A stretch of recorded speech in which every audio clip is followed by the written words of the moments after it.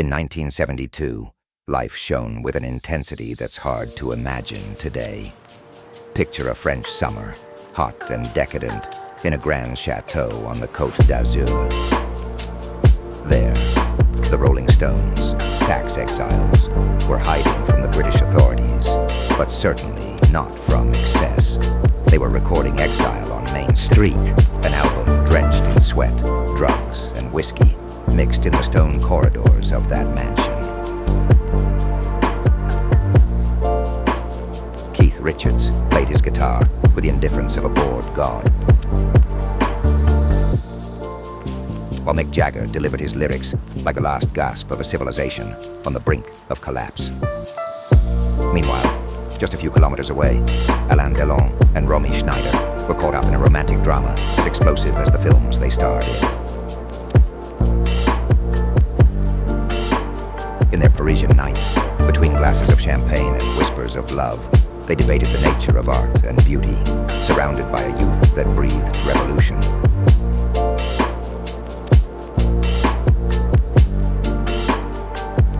On the Seine, Serge, Gainsbourg, and Jane Birkin channeled the tension between them into songs laden with provocation and sensuality.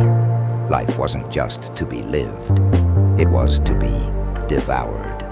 And while glam rock took over England, a young David Bowie shone with more glitter than the stars of his native London.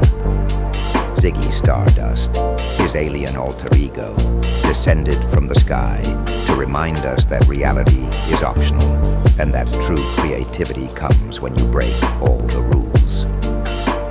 Across the Atlantic, Iggy Pop, raw and wild, was tearing up stages in the United States, spewing fury and energy in a bid to turn despair into pure art.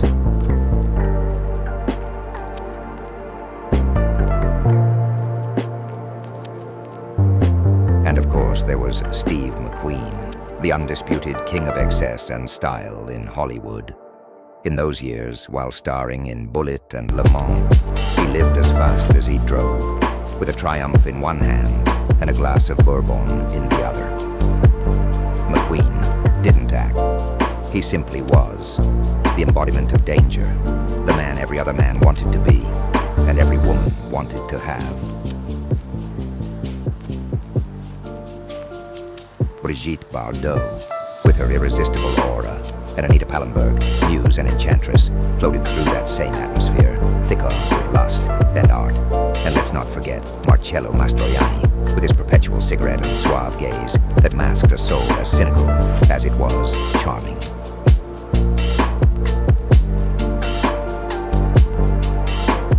Today, instead of Steve McQueen jumping cars through San Francisco, we have influencers telling you how to be happy. Instead of actresses like Sophia Loren or Catherine Deneuve, who could light up the screen with a single glance, we're now inundated with stars who are more Photoshop than person. That symphony of emotional safety, designed to offend no one while leaving you so empty. Ah, those were the days when art was a life or death struggle, not a self-help exercise.